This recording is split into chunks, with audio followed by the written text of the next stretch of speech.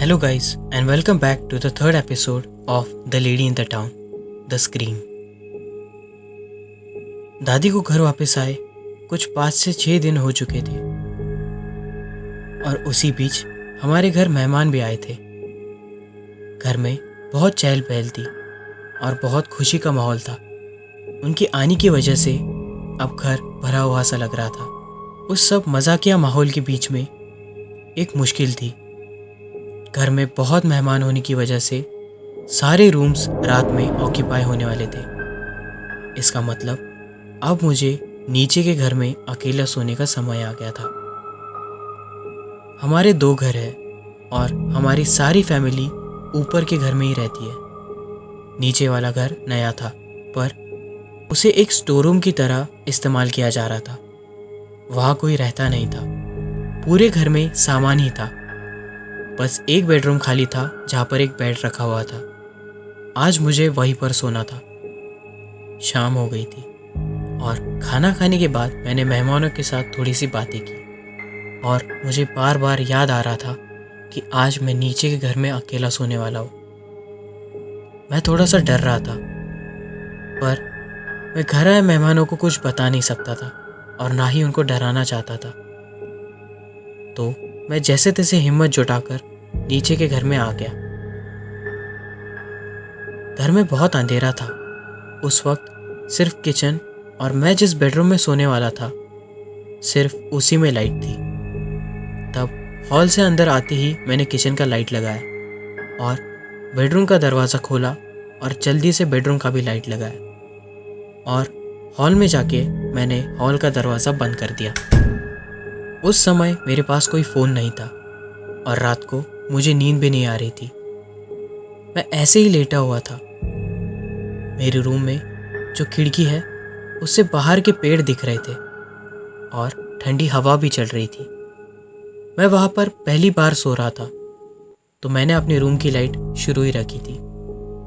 थोड़ी देर बाद पता नहीं कब मेरी आँख लग गई और मैं सो गया। तभी मैंने बहुत दूर से जैसे किसी औरत के चिल्लाने की आवाज़ सुनी।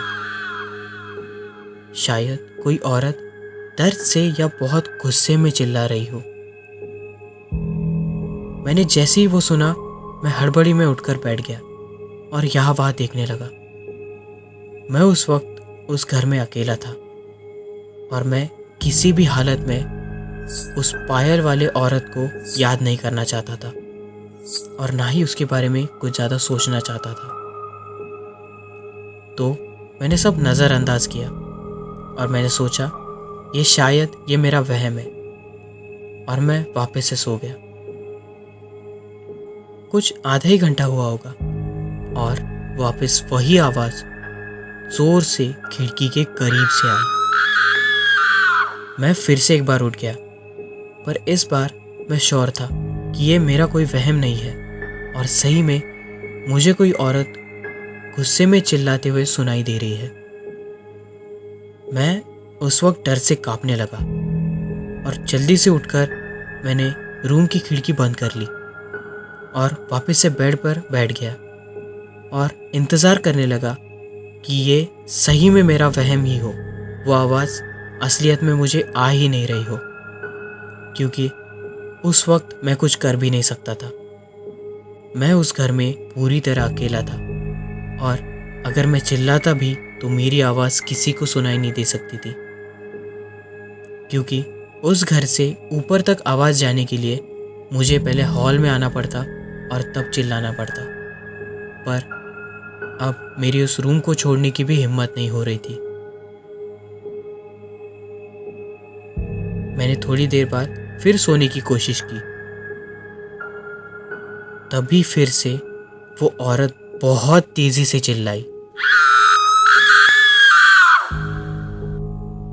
तब मैं मान चुका था कि नहीं, ये असलियत में कोई ना कोई है जो बाहर खड़े रह के बहुत तेजी से गुस्से में चिल्ला रहा है। उस वक्त मैं उठकर बैठ गया और मैंने वापस से एक बार थोड़ा ध्यान लगाने की कोशिश की कि कहीं कोई खिड़की के बाहर तो खड़ा नहीं। पर खिड़की के बाहर मुझे कोई खड़ा है ऐसा महसूस तो हो नहीं रहा था। जैसे ही मैं देखने की कोशिश कर रहा था, तब भी अचानक वो आवाज़ और भी तेज़ी से आने लगी। और जैसे ही वो आवाज़ आई, वो आवाज़ सुनते ही मैंने अपने कान पर हाथ रख लिया, क्योंकि मेरे कान सुन पड़ गए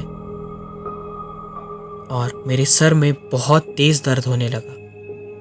मैंने अपने कान पर हाथ रख लिया और बैठे बैठे ही अपनी बाईं तरफ गिर गया। बहुत तेज़ सर दर्द होने की वजह से मुझे चक्कर आने लग गए।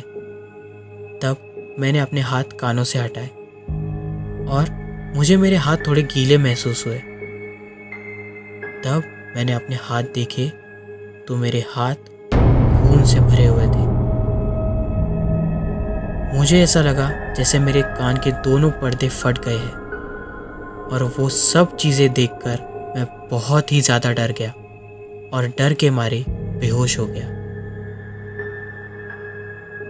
मेरी नींद खुली तब तक सुबह हो चुकी थी। मैंने उठते ही अपने दोनों हाथ देखे, तब उन पर कोई खून नहीं था। मैंने बिस्तर पर भी देखा, तब कोई खून के निशान नहीं थे।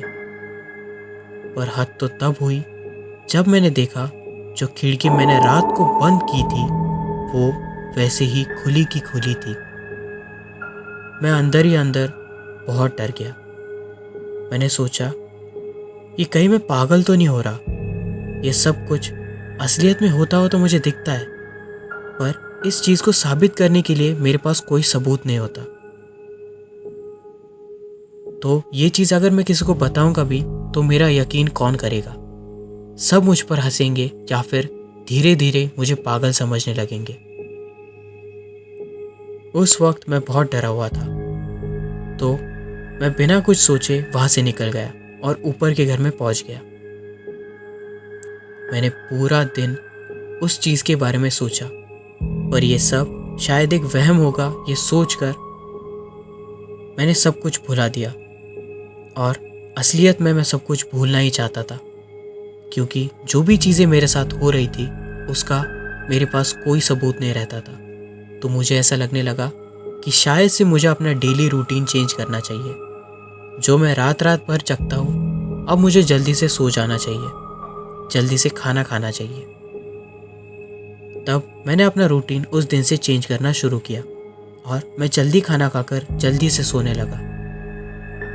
अब मेरा रूटीन चेंज होने की वजह से मैं जल्दी खाना खाकर सोता था, तो मुझे रात को सोने में भी कोई तकलीफ़ नहीं हो रही थी। ना ही रात में मुझे किसी चीज़ की आवाज़ आती थी और ना ही मैंने कुछ चीज़ें सुनी। कुछ दिन बीत गए और अब सब ठीक था। मुझे ऐसा लगा कि फाइनली इन सब चीज़ों से मैंने मूव ऑन कर लिया है। पर मैं कहाँ जानता था कि ये सब चीज़ें असलियत में हो रही है और ये चीज़ें और भी ज़्यादा भयानक रूप लेने वाली है, क्योंकि इस बार मुझे मेरे उन सब चीज़ों का सबूत मिलने वाला था। वो सब एहसास, वो सब चीज़ें जो मैं सुन रहा हूँ, अब मुझे उसका सबूत मिलने वाला था। क्योंकि इस बार मुझे वो औरत चोट पहुंचाने वाली थी। जुड़े रहिए मेरे साथ इस लेडी इन द टाउन के सीज़न 1 में। मैं आपसे मिलूंगा अगले एपिसोड में। तब तक अपना ख्याल रखिए। Bye bye.